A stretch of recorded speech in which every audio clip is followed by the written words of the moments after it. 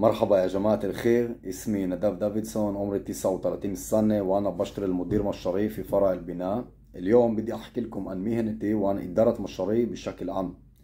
אם אין לכם מושג מה אמרתי עכשיו, זה היה המצב שלי לפני מספר חודשים, עד שהתחלתי את התוכנית של מדרסת אליהוד.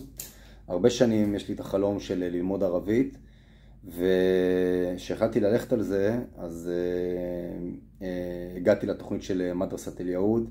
זו התוכנית שהכי התאימה לי, גם מבחינת הלו"ז הגמיש, בסוף שאני יכול ללמוד מתי שאני רוצה, וגם הליווי של המנטור שהוא גמיש, יש מישהו שאיתך והוא מלווה אותך ומלמד אותך ומתקן אותך.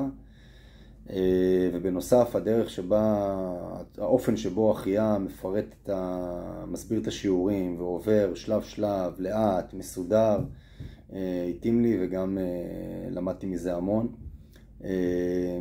זו לא עבודה קלה, זו עבודה ממש קשה, אין מתנות חינם, אבל אם מישהו הולך על התוכנית של מדרסת אליהוד ומשקיע, הוא בסוף מגיע לזה. אז אני ממליץ בחום, ובאמת נצל את ההזדמנות להודות לאחיה על הזמן שהוא השקיע ועל התוכנית שהביאה אותי לרמת ערבית מדוברת שלא האמנתי שאני אגיע בזמן כל כך קצר.